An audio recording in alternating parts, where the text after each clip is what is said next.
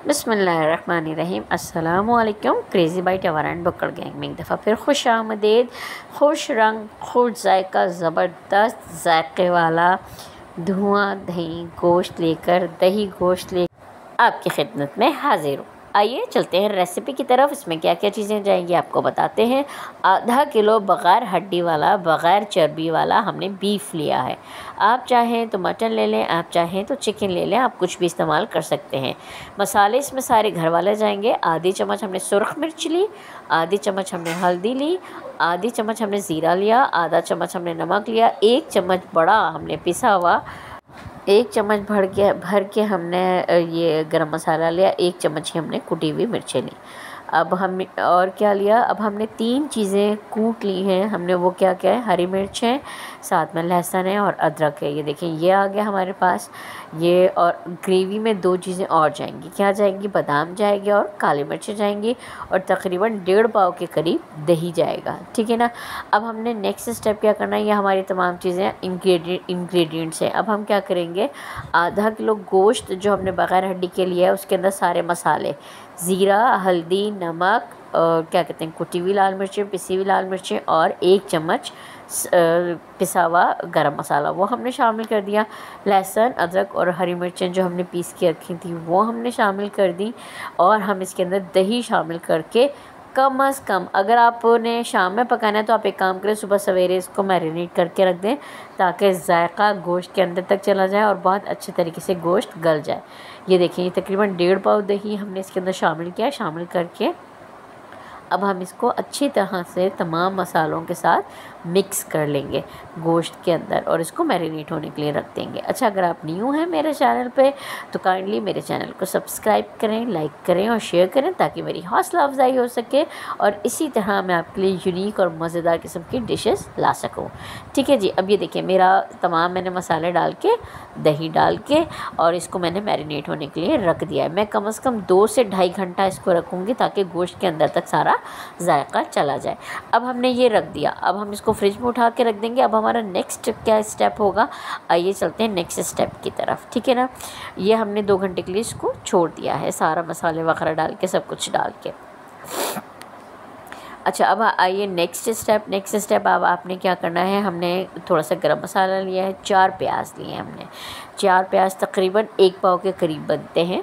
1 पाव के करीब बनते हैं प्याज, वो हमने लिया है और बारीक बारीक उसको काट लिया और उसके अंदर गरम मसाला जाएगा।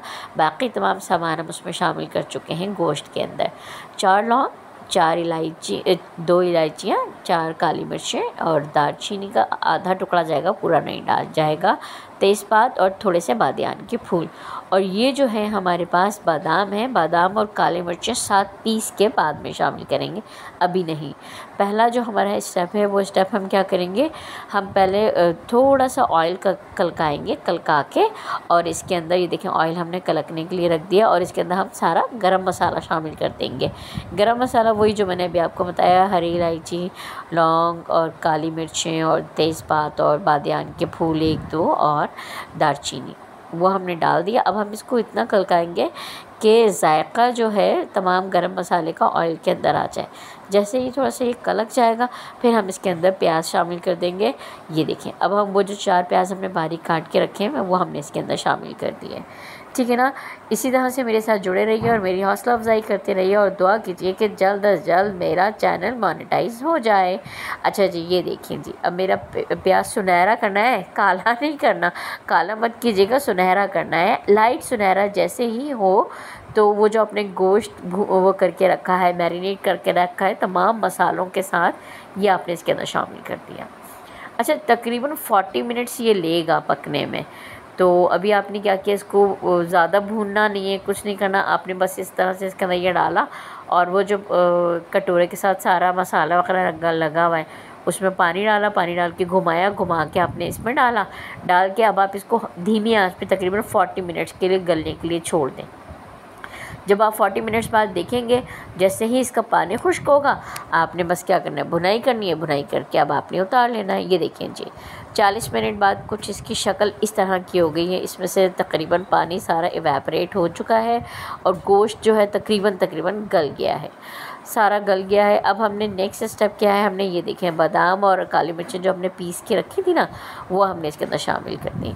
अब हम क्या करेंगे, इसको अच्छी तरह से भून लेंगे। हमने ज़्यादा इसलिए नहीं भूना क्योंकि अम्मी को थोड़ा ग्रेवी ग्रेवी वाला पसंद है, तो इस वजह से हमने इसके अंदर थोड़ी थोड़ी सी ग्रेवी रखी थी। आप चाहें तो बिल्कुल भून लें और ऊपर से उसके अंदर क्रीम भी शामिल कर सकते हैं। अच्छा ये देखें, इस टाइम पे हमारा ये भुन चुका है, थोड़ी हल्की लाइट सी ग्रेवी है और ऑयल छोड़ चुका है हमारा गोश्त। तो हमने क्या किया, हमने नीचे रखा प्याज रख के उसके ऊपर दहके हुए सारे कोयले रखे और फिर हम क्या करेंगे, हल्का सा ऑयल इसके अंदर डाल के और फिर हम इसको ढक देंगे क्योंकि कोयले का अरोमा जो है वो सारे गोश्त के अंदर आ जाएगा। तो बहुत ही मज़े का बना था जब हमने खाया था। तो ये देखें, मैंने प्याज रखा, उसके अंदर कोयले रखे और ऊपर से ऑयल डाल के और धुएँ के लिए 15 मिनट के लिए मैं इसको बंद करके रख दूँगी ताकि सारा धुआं जो है वो उसके अंदर रह जाए। ये देखें जी, धुआं सारा उसके अंदर हो गया है, कोयले भून चुके हैं। अब मैंने इसको निकाल के अब मैं इसको सर्व कर दूँगी। अच्छा, इस टाइम पे अगर आप चाहें तो थोड़ी सी क्रीम भी इसके अंदर शामिल कर सकते हैं। हमने क्रीम नहीं शामिल की है, मैंने घर में नान बनाए हैं। ये देखें, घर में ज़बरदस्त गर्मा गर्म गार्लिक नान बनाए और उसके साथ मैंने धुआं दही गोश्त सर्व किया है। ये देखिए, मैं इसकी भी रेसिपी आपके साथ इंशाल्लाह ज़रूर शेयर करूँगी। गार्लिक नान की भी घर में बनाएं और मज़े करें। सारी चीज़ 100% हाइजेनिक। आप इसको खाएं, मज़े करें, एंजॉय करें। Kindly subscribe my channel, subscribe करना नहीं भूलिएगा। Thank you so much. अल्लाह हाफ़िज़, बाय बाय।